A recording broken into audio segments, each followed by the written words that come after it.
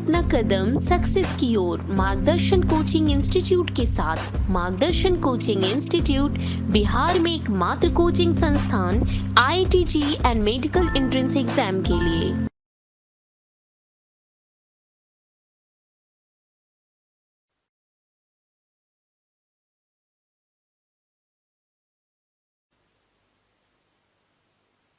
Welcome बच्चों।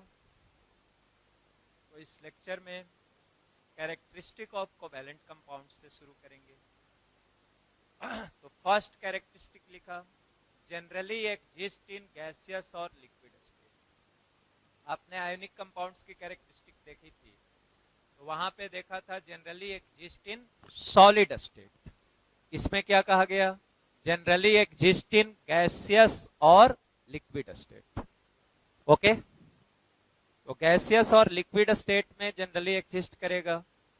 दूसरी बात आगे लिखी गई इसी पॉइंट में कि however some compounds even exist in solid state because of intermolecular attraction forces.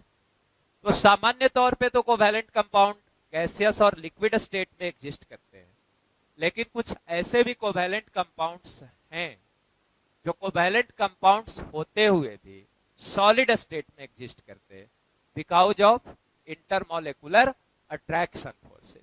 ये इंटरमॉलिक्यूलर अट्रैक्शन फोर्सेज के बारे में भी आगे पढ़ेंगे, केमिकल बॉन्डिंग के ही लास्ट में पढ़ेंगे।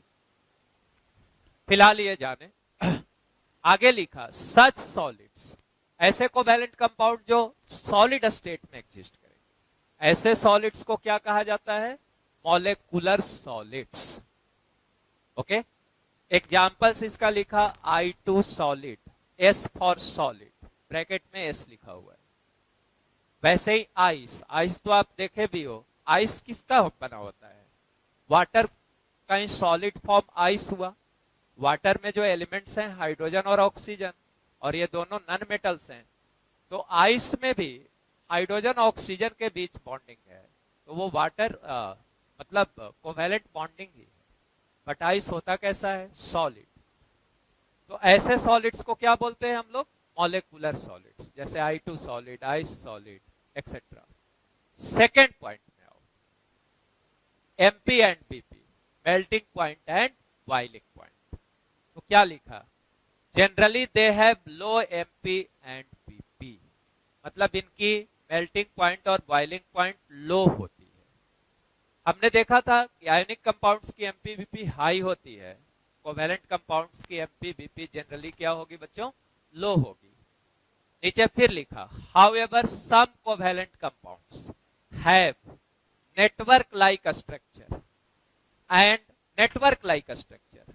नेट, जाल देखे हो, या घर में जो नेट यूज करते हो, मॉस्किटो नेट, तो क्या होता है, एक थ्रेड से दूसरा थ्रेड जुड़ा होता है और एक बड़ा विशाल सा स्ट्रक्चर बना होता है।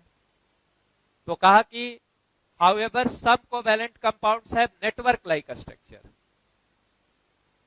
कुछ कोवैलेंट कंपाउंड की नेट जैसा स्ट्रक्चर होती है, एक दूसरे से लिंक होते चले जाते हैं, और उस वजह से and have high MP and BP। Generally तो इनकी MP-BP लो होती है, क्योंकि ये गैसियस या लिक्विड स्टेट में पाए जाते हैं, लेकिन कुछ कोवैलेंट कंपाउंड्स जिनकी नेटवर्क लाइक स्ट्रक्चर होगी, उनकी MP-BP हाई होगी। जैसे एग्जांपल लिखा, आप बस इनको जान करके याद रखना है, डायमंड ग्रेफाइट। आपको डायमंड ग्रेफाइट के बारे में भी बतलाया जाएगा आगे चलने पे।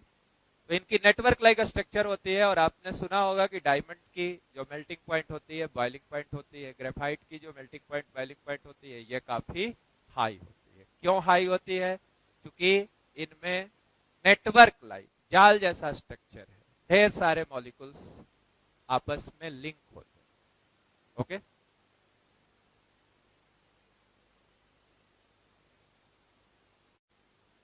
और थर्ड पॉइंट को देखिए, कंडक्टिविटी, थर्ड कैरेक्टरिस्टिक। तो कंडक्टिविटी के बारे में बतलाया गया, generally poor conductor of heat and electricity. तो जो कोवैलेंट कंपाउंड्स होंगे वो हीट और इलेक्ट्रिसिटी का पुअर कंडक्टर होंगे। right? However, some compound behave as conductor. तो कुछ एक्सेप्शन भी होगा, कुछ कंपाउंड कंडक्टर की तरह कोवैलेंट होते हुए भी बिहेव करेंगे। तो इसमें एक इंपॉर्टेंट एग्जांपल जो आप स्कूल से पढ़ते आए होंगे, ग्रेफाइट। तो it behaves like conductor although it is covalent compound, right? अब आ जाओ सॉलिबिलिटी। तो जैसे आयोनिक कंपाउंड की सॉलिबिलिटी पे चर्चा हुई थी कि वो पोलर सॉल्वेंट जैसे कि वाटर में सॉल्युबल होते हैं। यहां लिखा गया generally not soluble in polar solvent like water. तो ये वाटर में सॉल्युबल नहीं होंगे, लाइक डिजोल्व्स लाइक, ये पोलर सॉल्वेंट में सॉल्युबल नहीं होंगे, but soluble in non polar solvent like CH2, benzene etcetera.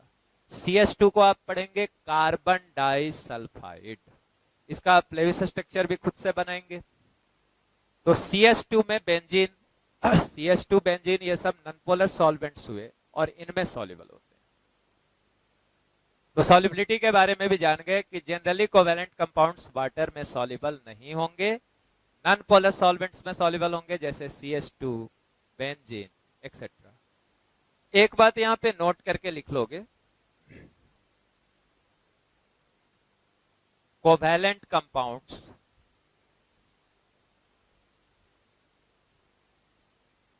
compounds do not produce ion on dissolving in water। तो पानी में डालने पे ये आयन प्रोड्यूस नहीं करेंगे, मतलब पानी में डालने पे ये आयंस में डिसोसिएट नहीं होंगे। जबकि आयोनिक कंपाउंड को डालोगे पानी में तो वो आयंस प्रोड्यूस करेंगे। जैसे NaCl को डालोगे तो Na प्लस और Cl माइनस में डिसोसिएट होगा, लेकिन CO2 को डालोगे H2O में, पानी में, तो वो आयंस में डिसोसिएट नहीं होगा। तो covalent compounds do not dissociate into ion on dissolving in water, right?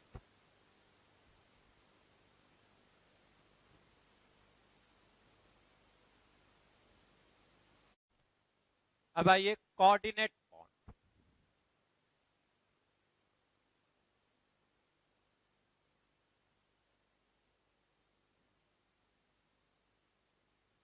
या इसी को कहेंगे डेटिव बॉन्ड। तो पहले इसको डिफाइन करेंगे हम लोग। लिखो, a special type of covalent bond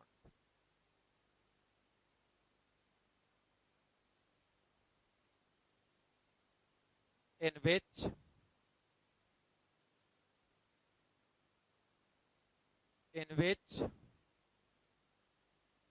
two shared electrons come from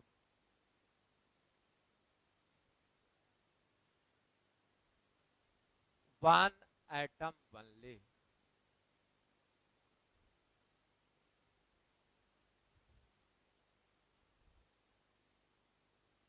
तो पहले इस डेफिनेशन को नोट कर लो और फिर मैं इसे एक्सप्लेन कर देता हूं। तो नाम हुआ बच्चों कोऑर्डिनेट बॉन्ड या डेटिव बॉन्ड।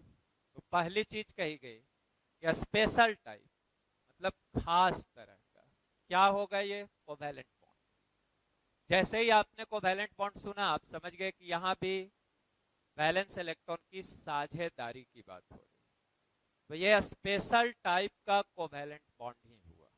अब क्या स्पेशल हुआ? तो पहले कोवैलेंट बॉन्ड आपको बहुत क्लियर है कि कोवैलेंट बॉन्ड में दो एटम्स के बीच इक्वल नंबर में इलेक्ट्रॉन्स की शेयरिंग होती थी। जिन दो एटम्स के बीच कोवैलेंट बॉन्ड बनता था वो इक्वल नंबर में इलेक्ट्रॉन्स की शेयरिंग करते थे। डन? अब यहां पे कहा कि एक खास तरह का कोवेलेंट बॉन्ड, तो खास क्या हुआ, बॉन्ड है तब तो दो ही एटम के बीच बनेगा, तो इसकी खासियत ये हुई कि दो एटम के बीच एक पेयर इलेक्ट्रॉन्स की शेयरिंग होगी, एक पेयर इलेक्ट्रॉन मतलब दो इलेक्ट्रॉन की शेयरिंग होगी, और ये दोनों इलेक्ट्रॉन सिर्फ एक ही एटम का होगा। तो एक ऐसा कोवैलेंट बॉन्ड जिसमें दो एटम्स के बीच पेयर ऑफ इलेक्ट्रॉन्स की शेयरिंग होगी, और वो दोनों जो शेयर्ड इलेक्ट्रॉन्स होंगे they come from only one atom. Sharing दो इलेक्ट्रॉन की होगी, मतलब साझा होने के बाद वो दोनों ही एटम का इलेक्ट्रॉन होगा, लेकिन साझा करते वक्त उसको एक ही एटम लगाएगा। तो यही आगे लिखा है कि in which two shared electron come from one atom only. Okay, अब आइए एग्जाम्पल से मैं आपको समझाता हूं। जैसे ये ए है, ये बी है, ए और बी दो एटम्स हैं। अब यहां पे से की ए की ऑक्टेट कंप्लीट है, मैंने ऐसा कहा कि octet of A is complete, और इसके पास ये दो अनशेयर्ड इलेक्ट्रॉन दिखाया, ठीक है। ये बी की ऑक्टेट कंप्लीट नहीं है, इसके पास 6 इलेक्ट्रॉन्स हैं। बी के पास कितने इलेक्ट्रॉन्स? 6 इलेक्ट्रॉन्स। ए की कंप्लीट ऑक्टेट है, ये इसके पास अनशेयर्ड इलेक्ट्रॉन्स हैं, या यूं कह लो कि लोन पेयर है। बी की ऑक्टेट कंप्लीट नहीं है, B has just 6 electrons in its valence shell. तो अब बी की ऑक्टेट कंप्लीट करने के लिए ए और बी के बीच इस दो इलेक्ट्रॉन की साझा होगी, शेयरिंग होगी। अगर ये दो इलेक्ट्रॉन ए बी के साथ शेयर कर लेता है तो 6 पहले से बी का था, 6 था, दो की शेयरिंग हो गई तो कितने हो गए? 8 बी का हो जाएगा। और ए को कोई फर्क नहीं पड़ेगा, क्योंकि इस साझा में दो इलेक्ट्रॉन की जो शेयरिंग हुई उसमें दोनों तो ए का ही था, तो ए के पास तो 8 था तो 8 ही रह जाएगा। तो ऐसा करने से बी की ऑक्टेट कंप्लीट हो गई और ए की ऑक्टेट एक्सपैंड नहीं की, मींस दोनों का काम हो। बट ये शेयरिंग हुई कैसी? ऐसी शेयरिंग जिसमें दोनों शेयर्ड इलेक्ट्रॉन सिर्फ एक एटम ए का था। हाँ, कोई बच्चा ऐसे सोच सकता कि ए की तो सर कंप्लीट ही है, दो जो डिफिशियंसी है, कमी है, वो बी के पास है, तो क्यों न ए ऐसा करे कि दो इलेक्ट्रॉन अपने वैलेंस शेल से बी को ट्रांसफर कर दे, कंप्लीट ट्रांसफर कर दे। तो अगर ए इन दो इलेक्ट्रॉन को कंप्लीटली बी के वैलेंस शेल में ट्रांसफर कर देता है तो बी की तो ऑक्टेट कंप्लीट हो जाएगी, क्योंकि 6 था, दो ट्रांसफर होने के बाद 8 हो गया। बट व्हाट अबाउट ए? ए के बारे में सोचिए, यहां पहले से 8 था, अगर दो ट्रांसफर कर देगा तो वैलेंस शेल में कितने बचेंगे? 6। तो अब आपको यह समझ में आया कि ए अपने दो इलेक्ट्रॉन को कंप्लीटली अगर बी को ट्रांसफर करेगा तो ऐसे में बी की ऑक्टेट तो कंप्लीट होगी, बट ए के पास 6 इलेक्ट्रॉन्स ही रहेंगे, मींस ए की ऑक्टेट कंप्लीट नहीं होगी। तो इससे आपने यह सीखा बच्चों, इससे आपने यह सीखा कि इस सिचुएशन में, जिस सिचुएशन की हम चर्चा कर रहे थे इतनी देर से, अगर ए और बी दोनों की ऑक्टेट कंप्लीट होनी है तो हमारे पास एक ही रास्ता है, और वो क्या है? ए और बी के बीच दो इलेक्ट्रॉन की शेयरिंग हो और वो दोनों इलेक्ट्रॉन किसका हो? ए का हो। ठीक है, तो यह शेयरिंग मैंने दिखा दिया है, ये शेयरिंग, ये ए साइड में है, मतलब ये दोनों शेयर्ड इलेक्ट्रॉन्स ए के हैं। अब इसी को बॉन्ड के टर्म में ऐसे दिखाते हैं हम लोग, ए हो गया, ये दो इलेक्ट्रॉन जो शेयर कर रहा था, शेयर करके ये कर क्या रहा है, बी को दे रहा है।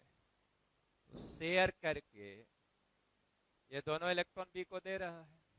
तो यही दिखाया गया, एक एरो से दिखाया गया। और इसी एरो को क्या बोलोगे, coordinate bond. This arrow is called coordinate bond. हाँ, ये कोऑर्डिनेट बॉन्ड हो गया आपका, राइट। अब आओ, ए शेयरिंग में एक लोन पेयर लगाया था, यूज किया था। तो जो एटम शेयरिंग में लोन पेयर लगाएगा उसको कहेंगे हम लोग डोनर एटम। Donor atom. और बी क्या कर रहा है, बी इस लोन पेयर को एक्सेप्ट किया है, तो इसको कहेंगे, बी को कहेंगे एक्सेप्टर एटम। तो मतलब ये डेटिव बॉन्ड में या कोऑर्डिनेट बॉन्ड में एरो का जो टेल होगा, टेल पूंछ, वो डोनर एटम के टुवर्ड्स होगा। ये डोनर एटम है आपका। और एरो की जो हेड होगी वो एक्सेप्टर एटम के टुवर्ड्स होगा। क्लियर। तो कोऑर्डिनेट बॉन्ड को एक एरो से डिनोट करेंगे। एरो की जो हेड होगी वो पॉइंट करेगी टुवर्ड्स एक्सेप्टर एटम, और एरो की जो टेल होगी बच्चों वो किसके तरफ, डोनर एटम की तरफ, राइट। अब आओ एक और कंडीशन की बात करो। एक कंडीशन क्लियर हुआ कि अगर दो एटम्स के बीच कोऑर्डिनेट बॉन्ड बन रहा है तो एक की ऑक्टेट इनकम्प्लीट होनी चाहिए, मतलब एक के पास 6 इलेक्ट्रॉन होनी चाहिए और दूसरे की ऑक्टेट कंप्लीट होनी चाहिए, साथ साथ उसके पास लोन पेयर होनी चाहिए। क्योंकि कोई इलेक्ट्रॉन देने को रहेगा बी ए के पास, ये दो बचा हुआ था तभी तो बी के साथ शेयर किया। अगर ये बचा नहीं रहता तब कैसे शेयर करता, पहले से ये शेयरिंग में यूज किया हुआ रहता, तब बी के साथ ए कोई इलेक्ट्रॉन शेयरिंग नहीं कर सकता था। तो कंडीशन ऐसा आया कि जो डोनर एटम होगा उसके पास लोन पेयर होना चाहिए।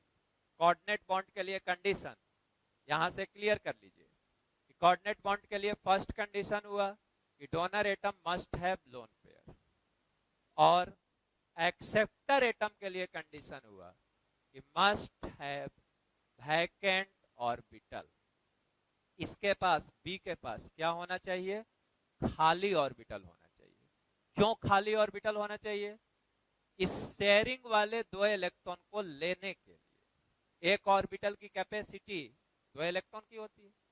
तो अगर बी के पास मींस एक्सेप्टर एटम के पास कोई खाली ऑर्बिटल नहीं होगा तो इस दो इलेक्ट्रॉन को भी एक्सेप्ट नहीं कर पाएगा। तो कोऑर्डिनेट बॉन्ड के लिए कंडीशन हो गया कि donor atom must have lone pair और acceptor atom must have vacant orbital. Done. और ये काम क्यों किया गया, ऐसा शेयरिंग क्यों किया गया, बी की ऑक्टेट पूरा करने के लिए। ए और बी दोनों की ऑक्टेट पूरा हो गई ऐसा करने से, राइट। अब इसी को हम लोग ऐसे भी दिखा सकते हो, ये कोऑर्डिनेट बॉन्ड को ऐसे भी दिखा सकते हो, a single covalent bond B, एक लाइन खींचा, इसको बोल रहा मैं सिंगल कोवैलेंट। और जो डोनर एटम है इस पे प्लस दे देंगे और एक्सेप्टर एटम पे माइनस दे देंगे। तो मैंने ये सिखाया, लास्ट टाइम बोल रहा हूं ये रिगार्डिंग दिस, कोऑर्डिनेट बॉन्ड को एक तो एरो से दोगे, एरो का जो टेल होगा डोनर एटम के टुवर्ड्स और जो हेड होगा एक्सेप्टर एटम के टुवर्ड्स, उस एरो को रिप्लेस करके सिंगल कोवैलेंट बॉन्ड भी दे सकते हो। जब सिंगल कोवैलेंट बॉन्ड से इस एरो को रिप्लेस करोगे तो डोनर पे प्लस देना होगा और एक्सेप्टर पे माइनस देना होगा। डन। अब हम एक एग्जांपल से सीखते हैं। जैसे यहां मैंने लिया O3, इसको पढ़ते हैं ओजोन, नाम लिख दिया ओजोन। O3 मॉलिक्यूल की बात कर रहे हैं, ओजोन की बात कर रहे हैं। 3 एटम इस मॉलिक्यूल में ऑक्सीजन के हैं, तो तीनों एटम जब ऑक्सीजन के ही हैं तो उसमें से एक सेंट्रल एटम होगा और 2 सराउंडिंग एटम होगा। तो एक सेंट्रल एटम ले लो और 2 सराउंडिंग एटम ले लो। ले लिया मैंने। अब ये सोच लो कि ऑक्सीजन की वैलेंस शेल में कितनी इलेक्ट्रॉन्स होती है। तो ऑक्सीजन के वैलेंस शेल में 6 इलेक्ट्रॉन्स।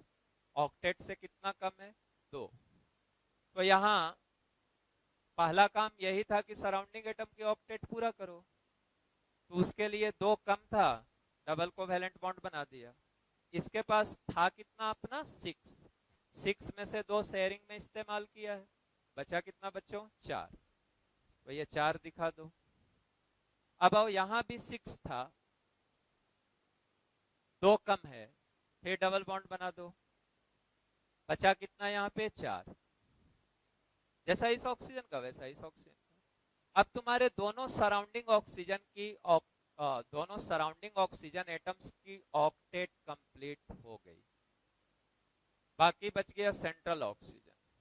तो सेंट्रल ऑक्सीजन के पास वैलेंस शेल में 6 था, 6 में से बॉन्ड कितना बनाया है? 4। बचा कितना? 2। ये 2 दिखा दो। अब देखो, अगर ऐसा आपने बनाया तो आपकी सराउंडिंग एटम की ऑक्टेट तो कंप्लीट हो गई, लेकिन आप सेंट्रल एटम को देखिए, 6 इसका अपना था वैलेंस शेल में, वो 6 आपको दिख रहा है। 6 में 2 इस डबल बॉन्ड में, 2 इस डबल बॉन्ड में और 2 अनशेयर्ड बचा हुआ है। अब टोटल देखिए कि वैलेंस शेल में इस ऑक्सीजन के पास कितना हुआ। तो 4 + 4 + 2, तो 4 + 4 + 2 ऐड करो, 4 4 8 और 2 10। तो यहां पे हो गया 10 इलेक्ट्रॉन। 10 इलेक्ट्रॉन मतलब सेंट्रल एटम के पास तो 8 से ज्यादा इलेक्ट्रॉन हो गए। तो हम कहेंगे कि ये गलत हो गया, क्योंकि ऑक्सीजन अपने वैलेंस शेल में 8 से ज्यादा इलेक्ट्रॉन नहीं रख सकता। अब ये क्या बोल दिया, इसको भी जरा क्लियर करो। मैंने कहा कि ऑक्सीजन अपने वैलेंस शेल में 8 से ज्यादा इलेक्ट्रॉन नहीं रख सकता। ऐसे सोचो, ऑक्सीजन किस पीरियड का एलिमेंट है? Second period. अब सेकेंड पीरियड है means second shell valence shell है। सेकेंड सेल वैलेंस शेल है तो वहां पे ऑर्बिटल्स हैं 2s और 2p, right? Oxygen second period element, it means valence shell of oxygen is second cell. It means valence orbitals of oxygen are 2s and 2p. Oxygen के valence shell में जो orbitals हैं वो सिर्फ 2s और 2p हैं। 2s मतलब second shell का s subshell, 2p means second shell का p सबसेल। s सबसेल की कैपेसिटी 2 इलेक्ट्रॉन की, p सबसेल की कैपेसिटी 6 इलेक्ट्रॉन की, तो 2 + 6 मैक्सिमम कितना रह सकता है? 8। तो किसी भी एलिमेंट का, नॉट जस्ट ऑक्सीजन, किसी भी एलिमेंट का अगर सेकेंड सेल वैलेंस शेल हो, इसी को दूसरे शब्दों में कहो कि कोई भी एलिमेंट अगर सेकेंड पीरियड का एलिमेंट है, क्योंकि जब सेकेंड पीरियड का एलिमेंट रहेगा तभी तो उसका वैलेंस शेल सेकेंड सेल होगा। तो अगर कोई एलिमेंट सेकेंड पीरियड का एलिमेंट है तो उसका वैलेंस शेल सेकेंड सेल हुआ, और जब उसका वैलेंस शेल सेकेंड सेल हुआ तो सेकेंड सेल में मैक्सिमम आप 8 इलेक्ट्रॉन ही रख सकते हैं। किसी ने कहा क्यों? तो कहेंगे कि सर सेकेंड सेल में जो ऑर्बिटल्स होंगे वो 2s और 2p ही होंगे। 2s की कैपेसिटी मैक्सिमम 2 इलेक्ट्रॉन की, 2p की कैपेसिटी मैक्सिमम 6 इलेक्ट्रॉन की, तो 2s में 2 + 2p में 6, तो 2 + 6 मिलके कितने रहेंगे? 8 इलेक्ट्रॉन्स। तो इसीलिए सेकेंड पीरियड का कोई भी एलिमेंट कभी भी अपने ऑक्टेट को एक्सपैंड नहीं कर सकता। सेकेंड पीरियड का कोई भी एलिमेंट कभी भी अपने ऑक्टेट को एक्सपैंड नहीं कर सकता। ऑक्टेट को एक्सपैंड नहीं कर सकता कहने का मतलब यह हुआ कि सेकेंड पीरियड के किसी भी एलिमेंट में वैलेंस सेल में 8 से ज्यादा इलेक्ट्रॉन कभी भी नहीं रह सकता। अगर 8 से ज्यादा इलेक्ट्रॉन हुआ मीन्स वो गलत है। क्यों नहीं हो सकता? कई बार रीजन बतलाया कि सेकेंड पीरियड का है, ये लास्ट टाइम हुआ। सेकेंड पीरियड का है तो वैलेंस सेल सेकेंड सेल है, वैलेंस सेल सेकेंड सेल है तो उसमें 2s और 2p ऑर्बिटल्स हैं। 2s की कैपेसिटी 2 इलेक्ट्रॉन की, 2p की कैपेसिटी 6 इलेक्ट्रॉन की, और 2 + 6 मिलके कितने इलेक्ट्रॉन्स हुए? 8 इलेक्ट्रॉन्स। तो इसीलिए एक कंक्लूजन आया, second period elements can never expand there octet due to the absence of d orbitals in their valence shell। तो इस बात को मैं लिख भी देता हूं, मतलब यहां पे लिख देता हूं, second period element, second period elements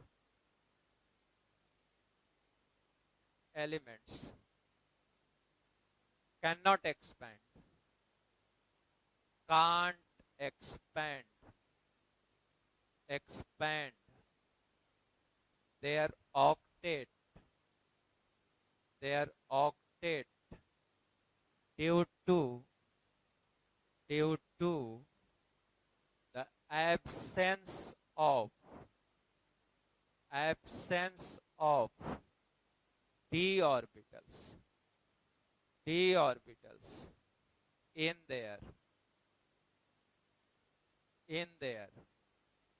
valence shell।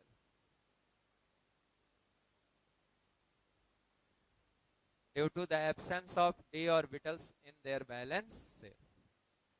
तो ये बात अब कभी नहीं भूलेंगे, दिस इज वेरी इंपॉर्टेंट, और पूरी तरह से एक्सप्लेन किया। अब ये क्या लिख दिया? Due to absence of d orbitals in their valence shell, इसके बारे में भी थोड़ा बोल देते। जैसे सेकेंड सेल अपना वैलेंस सेल है, अगर एलिमेंट सेकेंड पीरियड का है तो, और सेकेंड सेल में ऑर्बिटल सिर्फ s और p थे। s की कैपेसिटी 2, p की कैपेसिटी 6, और 2 और 6 जोड़ने पे कितना हुआ? 8, इसीलिए मैक्सिमम 8 रह सकता है। तो चूंकि सेकेंड पीरियड में d ऑर्बिटल नहीं है वैलेंस सेल, है कौन कौन? s और p है, और sp की मैक्सिमम कैपेसिटी 8 इलेक्ट्रॉन की। अगर डी वैलेंस सेल में होगा तब वो अपने ऑक्टेट को एक्सपेंड कर सकता है, मींस वैलेंस सेल में 8 से ज्यादा इलेक्ट्रॉन रख सकता है। बट ये सेकेंड पीरियड एलिमेंट में तो चूंकि डी ऑर्बिटल वैलेंस सेल में है ही नहीं, तो सेकेंड पीरियड एलिमेंट कभी भी अपने ऑक्टेट को एक्सपैंड नहीं करेंगे। आगे हम दिखाएंगे भी कि थर्ड पीरियड का अगर एलिमेंट होगा तो सुन लो अभी भी, जिससे वहां पे सुनो तो पूरी बात जल्दी से समझ में आ जाए। थर्ड पीरियड का एलिमेंट है या उसके नीचे के पीरियड का है, मतलब फोर्थ पीरियड का है, फिफ्थ पीरियड का है, सिक्स्थ पीरियड का है, तो थर्ड पीरियड की बात करेंगे हम लोग। तो अपना वैलेंस सेल थर्ड सेल हो गया, और थर्ड सेल में एस सब सेल भी है, पी सब सेल भी है, टी सब सेल भी है। अब फोर्थ पीरियड का है तो वहां भी एसपीडी सब है। अब एस पी और डी तीनों के होने से 8 इलेक्ट्रॉन से ज्यादा वो रख सकता है वैलेंस सेल। तो आप यहाँ पे ये सीख रहे हो कि अगर कोई एलिमेंट थर्ड पीरियड या उसके नीचे का है, मींस फोर्थ, फिफ्थ, सिक्स्थ, इन पीरियड्स का है, तो वो अपने ऑक्टेट को एक्सपैंड कर सकता है due to the presence of d orbitals in their valence shell. ये बात आगे लिखेंगे, फिलहाल समझ लिए, इतना तो समझ गए। अब चले आओ, हमारा फोकस्ड मॉलिक्यूल था जिस पे हम काम कर रहे थे वो O3। ये देखा कि ऐसे बनाएंगे तो गलत हो जाएगा, क्योंकि सेंट्रल ऑक्सीजन के पास 10 इलेक्ट्रॉन होगा और सेकेंड पीरियड एलिमेंट कभी भी अपने ऑक्टेट को एक्सपैंड नहीं कर सकता। तब है कि बनाएंगे कैसे, तो चलो गलती कहां हुई है? यहां तो ठीक था, डबल कोवैलेंट बॉन्ड बनाया तो, लेकिन दूसरे वाले का पूरा करने में इसका अगर 2 इलेक्ट्रॉन साझा किया तो यहाँ 8 से 2 बढ़ गया। तो अब हमको समझ में आ गया कि इसके पास 8 से 2 ही ज्यादा हुआ है, इसका तो गड़बड़ नहीं हुआ, इसका तो सही हुआ ही। इसका तो 6 था, 8 के लिए 2 चाहिए था, यहाँ 2 बढ़ा है। तो इस समस्या का समाधान कर सकते हैं, डबल बॉन्ड के जगह पे क्या बना दो, कोऑर्डिनेट बॉन्ड। तो इसका एक्सपैंड नहीं करेगा, क्योंकि तब इससे नहीं मिलेगा कोई। ओके, तो आओ यहाँ पे O3 का अब बना लिए O O O। हमने एक डबल बॉन्ड बना दिया, और डबल बॉन्ड बनाने से देखो क्या हो गया, इसकी ऑक्टेट कंप्लीट, इसकी भी ऑक्टेट कंप्लीट हो गई सेंट्रल एटम की, क्योंकि 6 अपना था, 2 शेयर कर लिया, तो 6 और 2 क्या हो गया, 8। और इसके बारे में मालूम है कि ऑक्टेट को एक्सपैंड कर नहीं सकता, तो अब यहाँ पे आगे कोवैलेंट बॉन्ड नहीं बनाएंगे। अब क्या बचा उस इलेक्ट्रॉन को पहले सोच लें। 6 में से यूज कितना किया, 2, बचा कितना, 4। तो 4 में ये 2 दिखा दिया और 2 यहां लाया, ये 4 दिखने लगा। अब इसको देखो, इसके पास कितना था, 6 था, चाहिए कितना, 2। कोई कहा सर साझा, तो साझा करके तो दिखाए हैं कि उससे इसका ऑक्टेट एक्सपैंड कर जाता, साझा ही हो रहा, लेकिन उस साझा में दोनों इलेक्ट्रॉन सिर्फ सेंट्रल ऑक्सीजन का, इस ऑक्सीजन का आ रहा, इसका कोई इलेक्ट्रॉन साझा में यूज नहीं हो रहा। तो इसको कोऑर्डिनेट बॉन्ड दिखा दो, और यहां का जो 6 था वो 6 दिखा दिया। अब इसको इस, ये जो साझा हुआ 2 इलेक्ट्रॉन, वो इसका भी हुआ और इसका भी हुआ, तो इसके पास तो तुमको दिखने लगा कि 4, इस 2 बॉन्ड का 4 इलेक्ट्रॉन, और ये 2 6 और ये 2 8, तो इसका तो 8 दिखने लगा ऑक्टेट। इसका देख लो 6 और ये 2 8। अब रहा कि इसी को आप कोऑर्डिनेट बॉन्ड को अगर कोवैलेंट बॉन्ड से रिप्लेस कर लो, तो कोऑर्डिनेट बॉन्ड को कोवैलेंट बॉन्ड से रिप्लेस कर लो, तो इसी को हम लोग यहां तो डबल कोवैलेंट बॉन्ड लिख दिया, इसको रिप्लेस करो, तो इसको रिप्लेस करोगे तो यहाँ पे डोनर एटम था, इस पे प्लस दे दो, ये एक्सेप्टर था, माइनस दे दो। बाकी जो बचा हुआ था, यहाँ क्या बचा हुआ था, 2 इलेक्ट्रॉन नहीं, तो इस 2 को दिखा दो, इसी को आप उतारे हो, बस यहां चेंज किए हो कि इस कोऑर्डिनेट बॉन्ड के जगह पे आप सिंगल कोवैलेंट बॉन्ड दिए हो, तो डोनर ये था, एक्सेप्टर ये था, इस पे प्लस आ गया, इस पे माइनस आ गया। बाकी चीजें जैसी यहां थी वैसी ही इसमें उतार लेना है, रीराइट कर लेना है। तो यहाँ 2 जो बचा हुआ था लिख दिए, अब यहाँ कितना, 6, ये क्या हो गया, 6, डन। अब थोड़ा तुमको और एक बात यहाँ पे सिखा दे, देखो अब कोई तुमसे कहता कि क्या यहाँ हमको समझा सकते हो कि ऑक्टेट पूरा हुआ है इस स्ट्रक्चर को देख के, तो कहेंगे हाँ। कहा कैसे, तो ऐसे देखो समझाएंगे, तुम खुद भी समझो। इस ऑक्सीजन पे क्या आया बच्चों, प्लस आया है, कितना प्लस, 1 प्लस। प्लस का मतलब क्या, 1 इलेक्ट्रॉन निकाला गया, तो कहोगे कि ये O नहीं है बल्कि O प्लस है, मतलब ऑक्सीजन के बैलेंस सेल में 6 था, O प्लस के बैलेंस सेल में कितना हुआ, 5 हो गया, 6 से 1 घटा लो, 1 प्लस आया तो 1 घटा लो, तो O प्लस के बैलेंस सेल में कितना हो गया, 5। अब देखो कि इसका 5 दिख रहा है तुम्हें या नहीं दिख रहा है, वैसे देखो ये डबल बॉन्ड दिख रहा है, तो 5 में 2 यहां यूज हुआ है, ये सिंगल बॉन्ड दिखा, 1 यहां यूज हुआ है, तो 5 में कितना यूज हो गया, 3 यूज हो गया, 2 यहां, 1 यहां, और 2 बचा हुआ अनशेयर्ड। तो पहली बात कि O प्लस के पास 5 होना चाहिए था, 5 आपको दिखने लगा, 2 1 3 और 2 5। फर्स्ट थिंग ये हुआ। सेकेंड थिंग कि ऑक्टेट पूरा हुआ कि नहीं, तो गिनो 4 2 6, एक बॉन्ड में 2 इलेक्ट्रॉन और 2 अनशेयर्ड वाला, 8 हो गया। 4 + 2 + 2, 8 इलेक्ट्रॉन कंप्लीट हो गया। अब फिर यहां पे आओ, इसका क्लियर, यहां पे आओ, इसका अब तुमको देखना है कि ये सही है नहीं है। किसी ने कहा यहाँ ऑक्टेट को एक्सप्लेन करो, मैं नहीं समझा या तुम खुद नहीं समझे, तो ऐसे करो। यहाँ वो पे क्या आया है बच्चों, माइनस, कितना माइनस, 1 माइनस। ओ माइनस का मतलब क्या हुआ, वैलेंस सेल में 1 इलेक्ट्रॉन ऐड हुआ। ऑक्सीजन के पास वैलेंस सेल में था कितना, 6 था, 1 ऐड हुआ तो कितना हो गया, 6 1 7, ठीक है। तो यहाँ 7 हो गया। अब पहले ये चेक करना सीखो कि 7 हुआ तो 7 तुम्हें वहां दिख रहा है या नहीं दिख रहा है।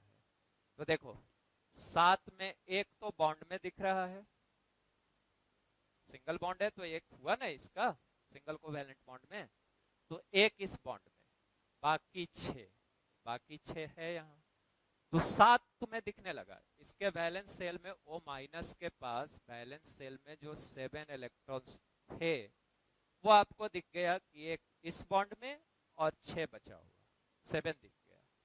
अब रह गई बात ऑक्टेट की, गिन लो, 2 और 6 8, ऑक्टेट भी हो गया।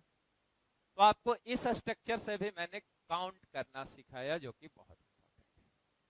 तो आप इतनी बातों को पूरी तरह समझ गए, ओके। कितना देर हुआ जी,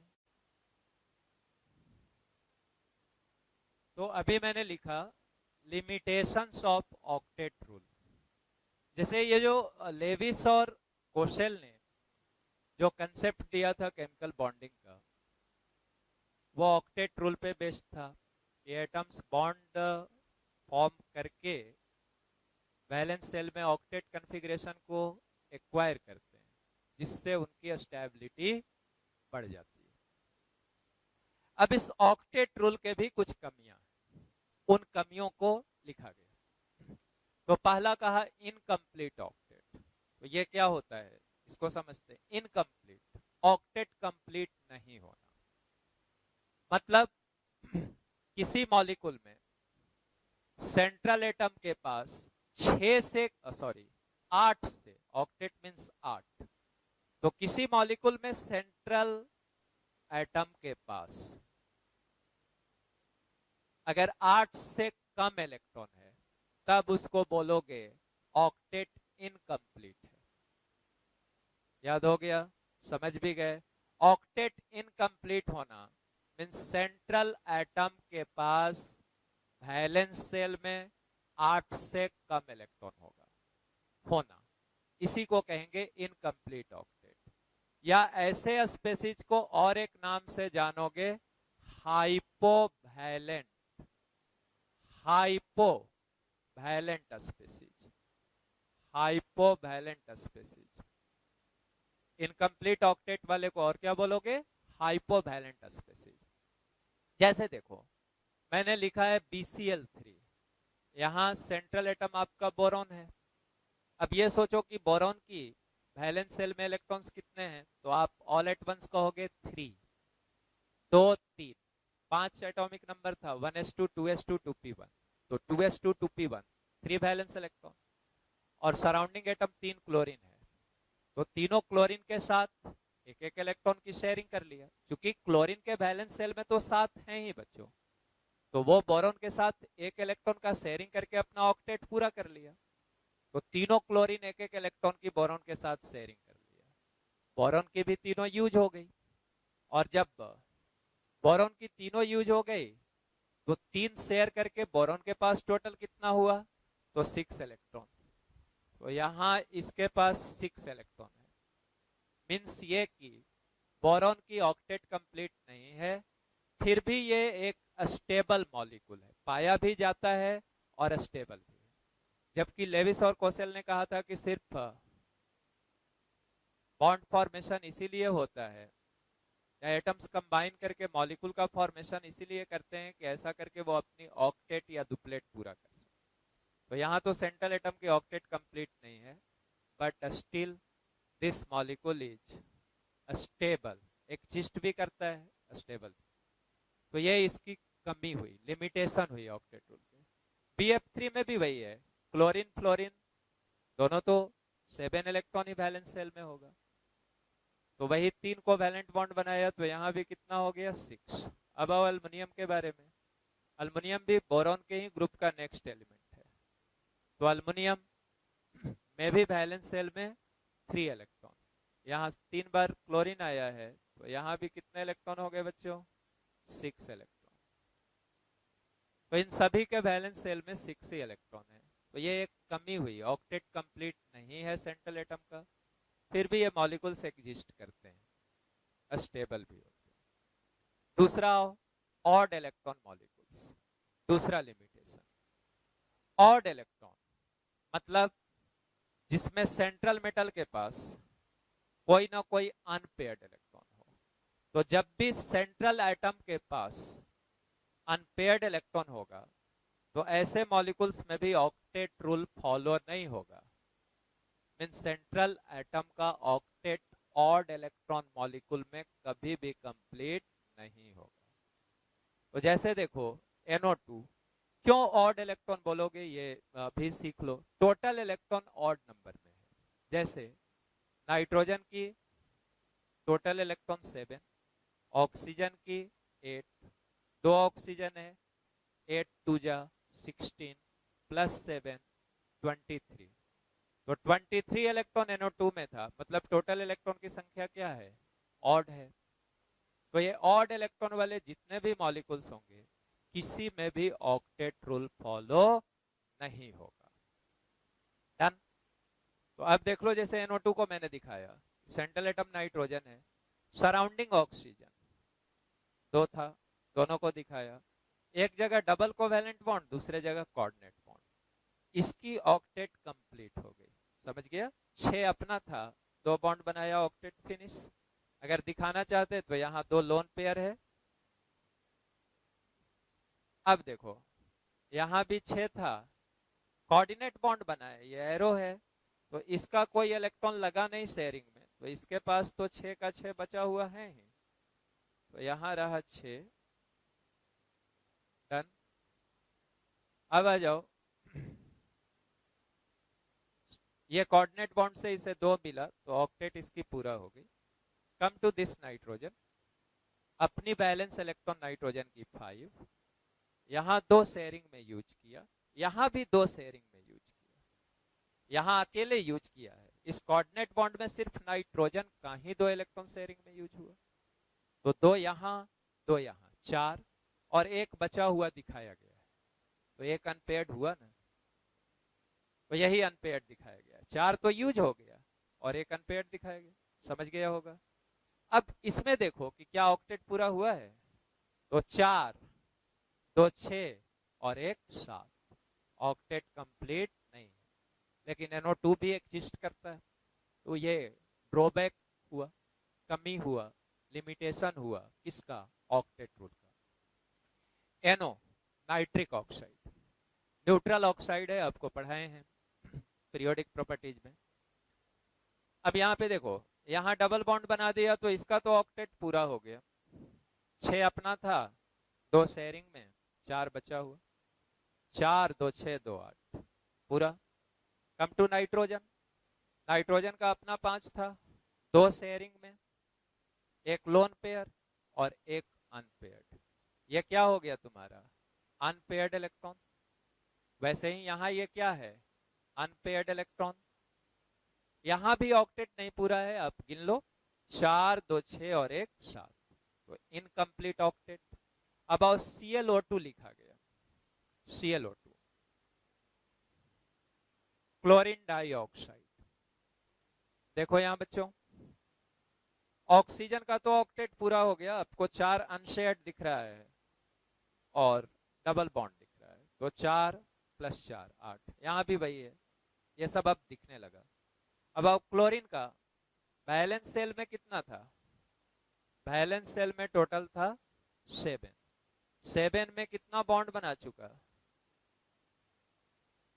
7 में 4 इलेक्ट्रॉन बॉन्ड बनाने में यूज किया, बाकी बच गया 3 वैलेंस शेल का। तो एक यहां दिखाए हैं अनपेयर्ड और एक यहां पे दिखा देते हैं लोन पेयर होगा। तो यहां भी ये इलेक्ट्रॉन जो है अनपेयर्ड है, तो इसीलिए इनको ऑड इलेक्ट्रॉन मॉलिक्यूल कह रहे हैं। मतलब तुमने ये भी सीखा कि ऐसे जो भी मॉलिक्यूल्स जिनमें टोटल इलेक्ट्रॉन की संख्या ऑड इलेक्ट्रॉन्स है, उनके पास जरूरी तौर पे अनपेयर्ड इलेक्ट्रॉन रहेगा, राइट। अब यहां देख लो कि क्या ऑक्टेट पूरा है, तो 4 4 8 2 10 और 1 11, ऑक्टेट कंप्लीट नहीं। तो ये सब ऑक्टेट रूल को, जितने भी ऑड इलेक्ट्रॉन मॉलिक्यूल्स होंगे, दे ऑल विल डिसोबे और डिसफॉलो ऑक्टेट रूल। थर्ड में आओ, का एक्सपेंडेड ऑक्टेट, ऑब्लिक लिखा है या स्लैश कर लो, मतलब या एक्सपेंडेड ऑक्टेट मतलब समझ गया 8 से ज्यादा इलेक्ट्रॉन सेंट्रल एटम के पास, सराउंडिंग एटम ऑलवेज अपना ऑक्टेट पूरा करेगा। एक्सपेंडेड ऑक्टेट बोले तो मतलब हुआ सेंट्रल एटम की ऑक्टेट एक्सपैंड हुई, मींस सेंट्रल एटम के पास 8 से ज्यादा इलेक्ट्रॉन हुआ। इनकम्प्लीट ऑक्टेट बोले मींस सेंट्रल एटम के पास 8 से कम इलेक्ट्रॉन हुआ। तो एक्सपेंडेड ऑक्टेट या सुपर ऑक्टेट या हाइपर वैलेंट, इनकम्प्लीट वाले को लिखा था हाइपोवैलेंट स्पीसीज, और सुपर ऑक्टेट या एक्सपेंडेड ऑक्टेट सेंट्रल एटम के पास 8 से ज्यादा इलेक्ट्रॉन हुआ तो उसे क्या कहोगे, हाइपर वैलेंट स्पीसीज। जैसे कुछ एग्जांपल लिखा PCl5, SF6, IF7। एक को दिखा देते हैं, जैसे PCl5 है तेरा, देखो तुम्हारा सराउंडिंग एटम क्लोरीन है जी, क्लोरीन सराउंडिंग एटम है, वैलेंस शेल में 7 था, सिंगल को वैलेंट बॉन्ड बना लिया, क्लोरीन का ऑक्टेट पूरा। और हर क्लोरीन पे, अब हर जगह नहीं दिखाऊंगा, हर क्लोरीन पे 3 लोन पेयर है, हर क्लोरीन पे। साथ ही चूंकि सबके पास था ना, एक बॉन्ड बनाया तो एक इलेक्ट्रॉन शेयर किया बॉन्ड बनाने में, बाकी 6 बचा हुआ है, तो सभी के पास 7 7 था, 6 6 बचा हुआ, ऑक्टेट इनका पूरा हो गया। अब देखो इस क्रम में फॉस्फोरस कितना बॉन्ड बना लिया, 5, 1 2 3 4 5, दिख भी रहा है आपको। अब आओ कि फॉस्फोरस के वैलेंस इलेक्ट्रॉन्स कितने होते, तो फॉस्फोरस की 285, 15 एटॉमिक नंबर। तो फॉस्फोरस की वैलेंस इलेक्ट्रॉन कितनी हुई बच्चों, 5, 5 बॉन्ड भी बना लिया। तो फॉस्फोरस के पास कोई अनशेयर्ड इलेक्ट्रॉन नहीं बचा, लेकिन टोटल इलेक्ट्रॉन गिन लो कितना हो गया, अनशेयर्ड तो नहीं बचा, 5 बॉन्ड बनाया और हर बॉन्ड में 2 शेयर्ड इलेक्ट्रॉन, तो टोटल इलेक्ट्रॉन फॉस्फोरस के पास गिना गया कितने हो गए, 10 इलेक्ट्रॉन्स। तो PCl5 में क्या देखा, सेंट्रल एटम के ऑक्टेट का एक्सपेंशन हुआ है, ठीक है। अब आ जाओ SF6 को दिखा देता हूं, SF6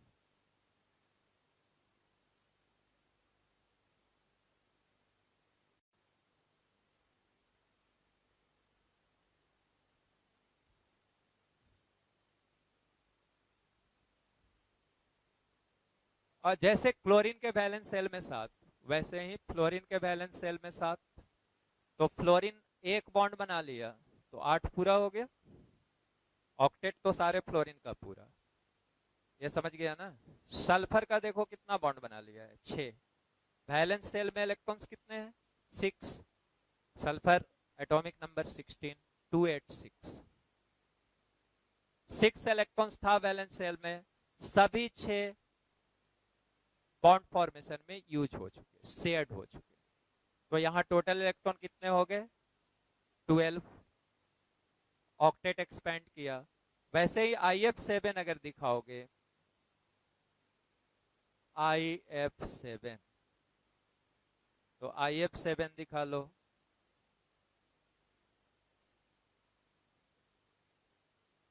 surrounding atom fluorine, single covalent bond से आयोडीन से लिंक कर दिया, फ्लोरीन की ऑक्टेट कंप्लीट। अब रहा कि आयोडीन का, तो आयोडीन के वैलेंस शेल में कितना था बच्चों, 7 था, बॉन्ड कितना बन गया, गिन लो, 1 2 3 4 5 6 7। तो यहाँ पे वैलेंस शेल में टोटल इलेक्ट्रॉन्स कितने हो गए, 14। तो ये सभी सुपर ऑक्टेट या एक्सपेंडेड ऑक्टेट या मॉलिक्यूल्स हैं, या इनको हाइपर वैलेंट स्पेसीज बोलेंगे, क्योंकि इन सब में सेंट्रल एटम का ऑक्टेट एक्सपेंड हुआ। तो यह भी लिमिटेशन हुआ ऑक्टेट रूल का। लास्ट पॉइंट में लिखा, octet rule is based on the chemical inertness of noble gases.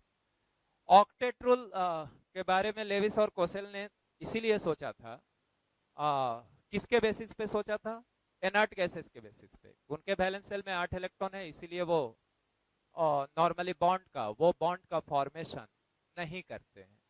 लेकिन आज के टाइम में यही लिखा है कि octet rule is based on the chemical inertness of noble gases. Chemically noble gases inert हैं, कंपाउंड का फॉर्मेशन नहीं करते हैं। बट दीज डेज, आज के समय, noble gases also forms compound like. आज तो नोबल गैसेज भी कंपाउंड नोबल गैसेज के भी मिले हैं।